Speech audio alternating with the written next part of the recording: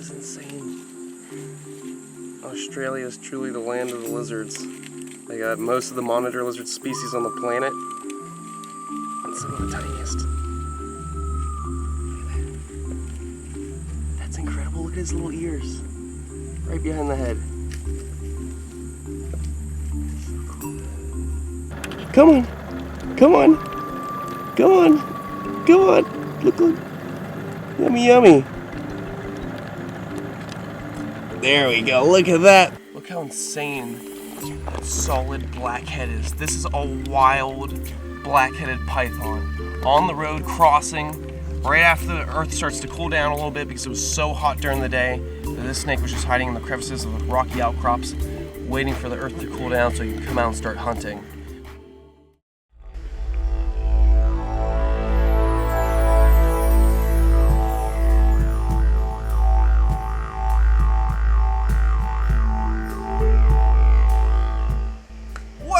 Going on, beautiful people? Welcome back to my wild life. What's going on? I'm here in the Northern Territory of Australia. I can't express how happy I am other than being on camera and telling you how happy I am. This is what I've always wanted to do since I was a little kid. Come to the outback, come to Australia, look for goannas, look for the deadliest land snakes on the planet. This is the land of the lizards. There's so much to see, so much beautiful wildlife, kangaroos, emus, crocodiles, saltwater crocodiles, freshwater crocodiles. So much to see out here. I'm so stoked. Look at this place. This is my first day actually walking around. Once I got off the plane, we went to an awesome spot where we could actually look for snakes and see saltwater crocodiles. And this is the first full day, first morning to night. So we're gonna see what we can find. We have a lot of driving to do, like a whole lot. I think about 12 hours ahead of us. We're going all the way to Western Australia. Right now we're in Darwin. We're actually east of Darwin at the moment. Gonna pass by Darwin, go to a lot of good spots, and eventually end up in Western Australia where we'll eventually look for Parentes and King Brown. All I gotta say is we'll find as much as we can here on the way out, but we're gonna head to Western Australia. Man, I wanna get a better look from one of the tops of these rocks. I'm gonna see what we can do if we can get up there. You guys noticing all these flies? Isn't this crazy? There are flies all over me, all over Trent, all over the camera. They're just like looking for moisture, but they don't bite. They're just irritating. Check that out. Look at this rocky outcrop.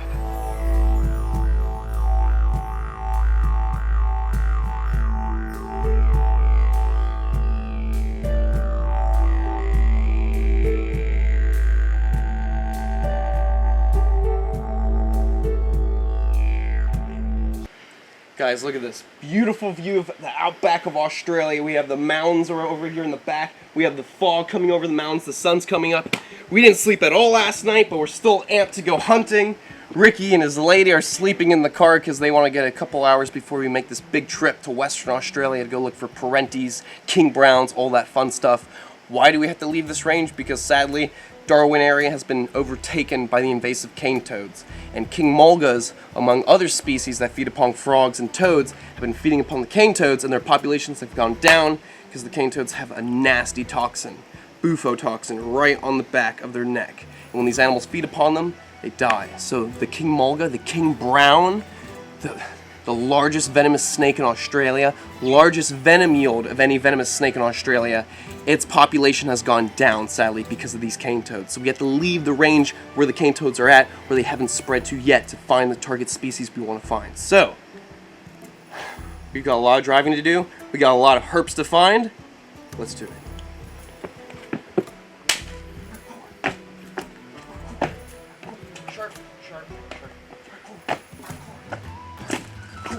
In the outback, just like Steve Irwin in the outback. Yeah, this is what I want to do since I was a little kid. Oh, that looks dangerous. I can't do it.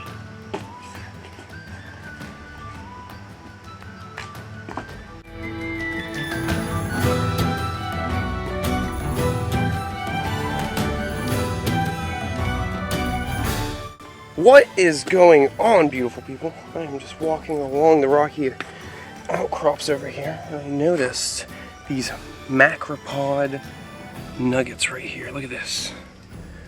What is a macropod nugget? It's a kangaroo poo. Look at that. It's actually kind of wet.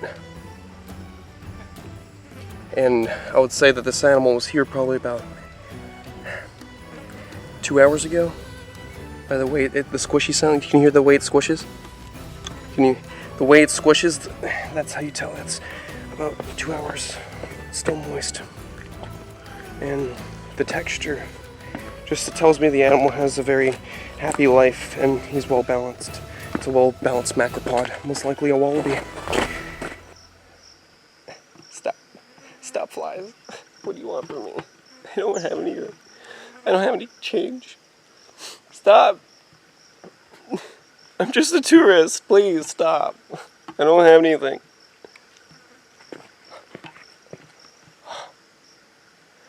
These flies won't get left. It's okay.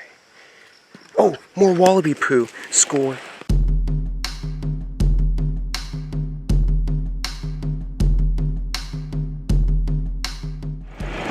What is going on, beautiful people? People.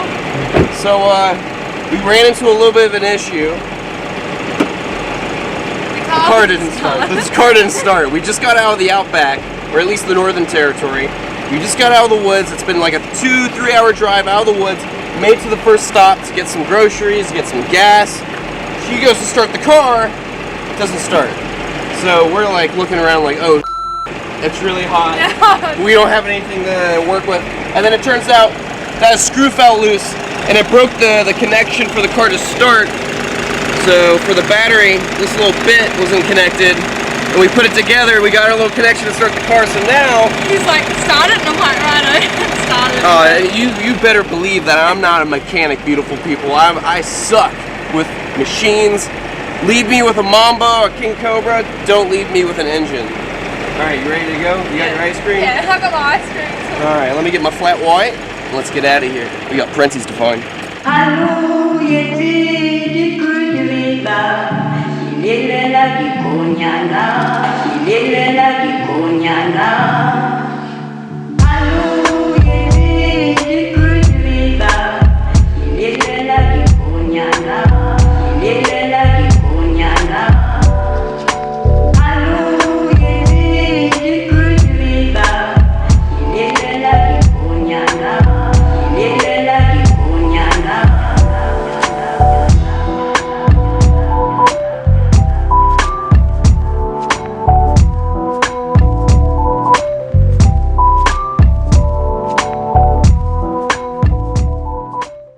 Guys, check this out. Look what Ricky just found.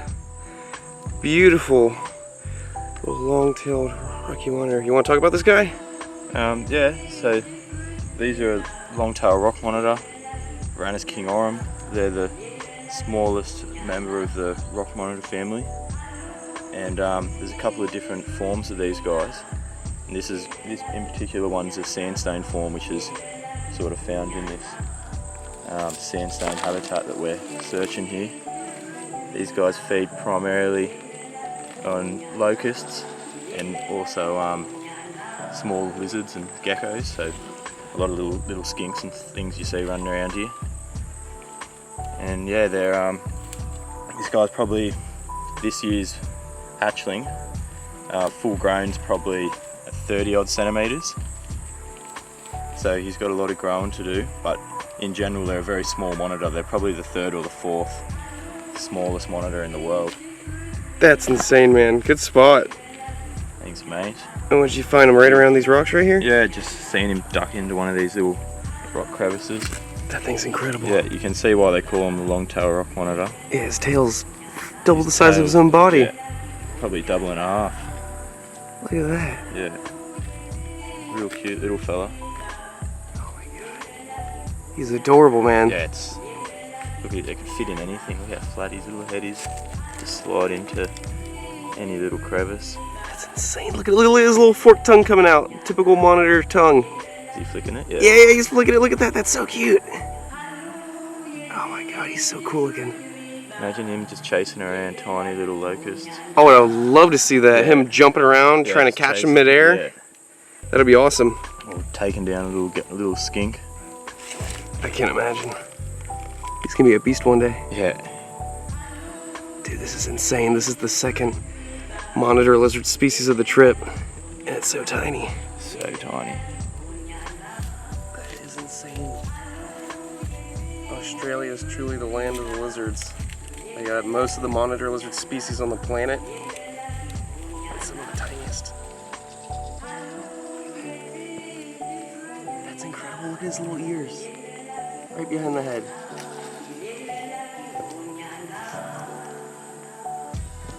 One of the world's smallest monitor lizards. Same family as the Komodo dragon, but it can fit right on top of your finger. That's insane.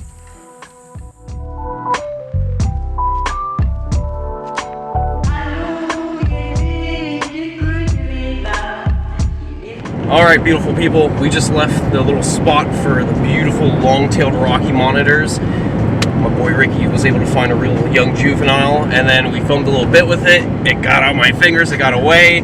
We didn't find any more monitors. We looked throughout all the rocks. So now we're going road cruising, and we're heading to Western Australia, right? Yeah,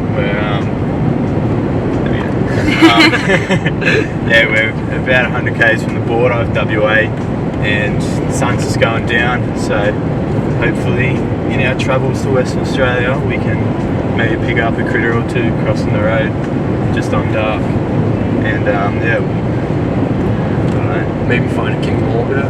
Yeah, maybe we've got to get black-headed python. Yeah, black-headed python. Go down into some gorges later tonight. So see you guys in a bit. Some find some things. Check this out. This is the road we're cruising, and hopefully we'll see something crossing this road eventually. Guys, check this out. Look at this.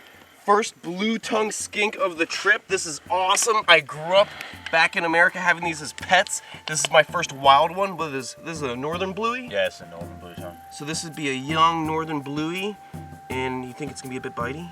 Yeah, they're usually sort of all bluff. If you just pick him up, you'll probably be alright. You wanna be my friend? Oh, he seems to be good. Yeah, they usually just carry on, but they're not too bad.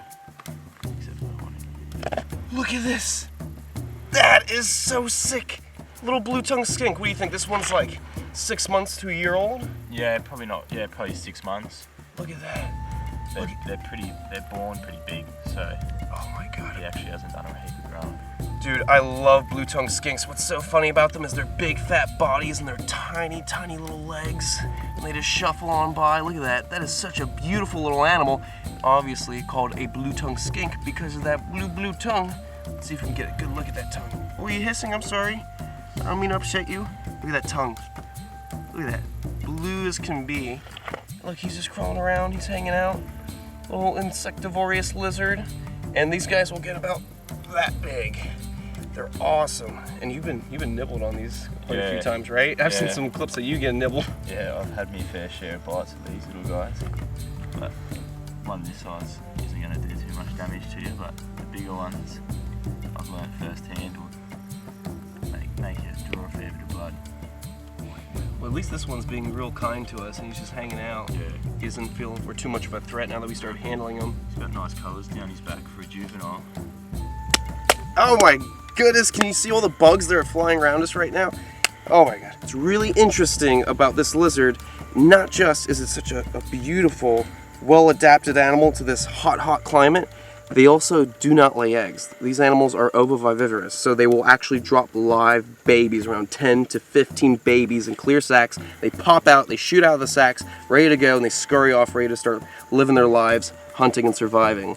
So there is no time for eggs up here in the outback for the blue-tongued skink. They pop out, ready to go, ready to hunt. Look at that. Look at that perfect little blue tongue. And just like a snake, they do have a Jacobson's organ. Those two forks shoot out, pick up scent particles, come in, and then go up into the top of the roof where those two holes are to process in the Jacobson's organ where there's food, prey, potential mate, all that lovely stuff. But you're a little too young for a little mate right now, right? You just worry about growing up, getting nice and big, and then you'll meet a nice lady in the future, right? Isn't that right? No, give me a little lick. Can you give me another little lick? Cute little lizard. All right, we're gonna go let this guy go. Oh, I can't get over his stubby little feet. Look at his little stubby little feet. Oh, he used to have blue tongues growing up as a kid. No, I still am a kid. Look at that, so cute.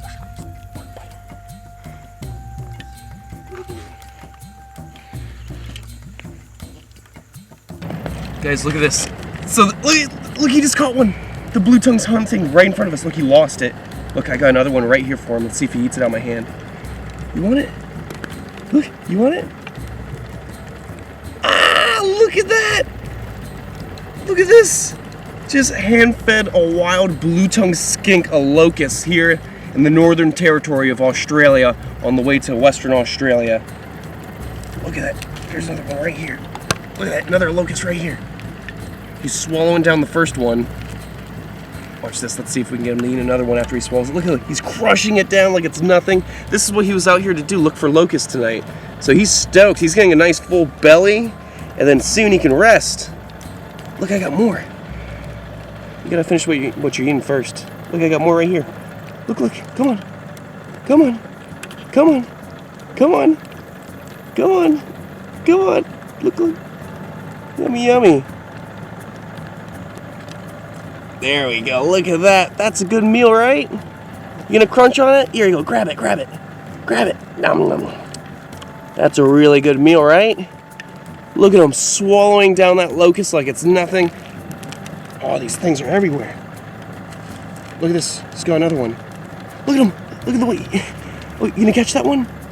Look at this one. Look at this one. You want this one? You want this one? You want it? Huh? You thinking about it? Look at that! Look at him eating! Oh my goodness, I wonder how many you can get down in that big fat stomach of yours. Oh, you dropped it, buddy. You dropped it. Look. Open your mouth. Ah. Nom, nom, nom. There we go. There we go. Look at that. Feeding a wild blue-tongued skink in the outback of Australia. Couldn't ask for a better trip than this. Surrounded by bugs. One last meal before we have to hit the road? We got a big road trip ahead of us. No? Come on. Come on. It's yummy. Not my finger. Not my finger. Come on. Ah. One more munch. Eat up. It was very nice meeting you. I'll see you on the next one. Get nice and big and make some more blue tongues. Let's go see some snakes. Guys, Western Australia road cruising. Look at this. First snake on the road, and it's a juvenile black-headed python. Look at this. This is insane. A black-headed woma. Let's see the temperament on this guy. Relax. Relax. It's okay. Relax. He might be a bit bitey, but he's non-venomous. Nothing to worry about. Pretty sure he's not an inland taipan or a western brown. He's a non-venomous python. Relax. It's all good. Look at this. This is insane. This is one of my favorite species of python on the planet, the black-headed python. It actually might be my favorite species of python just because they're such a beautiful species with a jet black head. Especially the western black-headed python. They are the most beautiful of all the black-headed pythons localities. Look how insane that solid black head is. This is a wild black-headed python on the road crossing right after the earth starts to cool down a little bit because it was so hot during the day that this snake was just hiding in the crevices of the rocky outcrops waiting for the earth to cool down so he could come out and start hunting.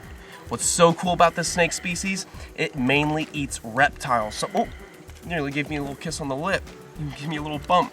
Good thing you didn't nip me. So, what's really cool about this species is they love to eat reptiles. They are reptile specialists. So like a blue-tongued skink like the one we saw earlier could be on the menu. Any of the dragon species can be on the menu. Monitor lizards. Even a spiky Aki monitor with a spiky tail is a delicious meal for something like a black-headed python. Spikes and all, they swallow it down. And it's so awesome because back at home, you guys know I have Black Sabbath, my black-headed western black-headed python, gorgeous looking snake. So it's so cool to come out to the outback of Australia and see how they live out in the wild, feel the temperatures they move around at, see what they're like out in the wild, their temperament, and you know what? Not too bad. After a little bit of handling, the snake is pretty calm. And it's just insane because out here in Australia, there are two different species of snake that have a similar color design when it comes to that jet black head.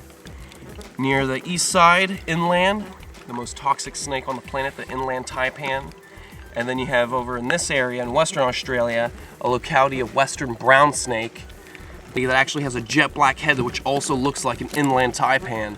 So it's really cool because it nearly mimics some of the most toxic snakes on the planet, but it's just a non-venomous python. And what's really cool about the womas, the black-headed pythons, they do not have heat pits. They're one of the few pythons that do not have any heat pits at all. This is insane. I can't get over this. Wild black-headed python. This is something that we've been wanting to see on this trip. Knocked it out on the second night. Couldn't ask for anything better. Can't wait to see what else we can find. So let's let this beautiful python go. Continue on hunting. So he can go and hunt, and we can go hunt too. Because we're both looking for reptiles.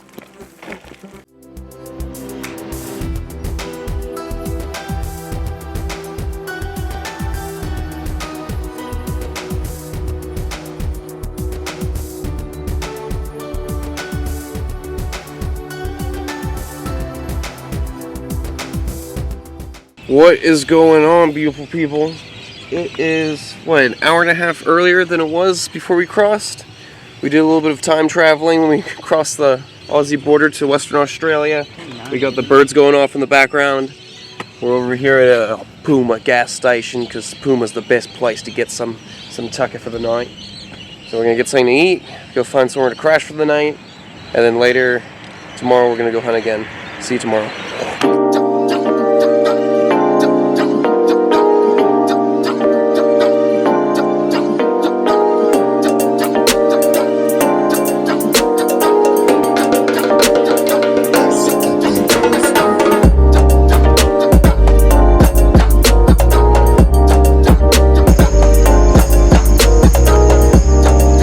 Tent review.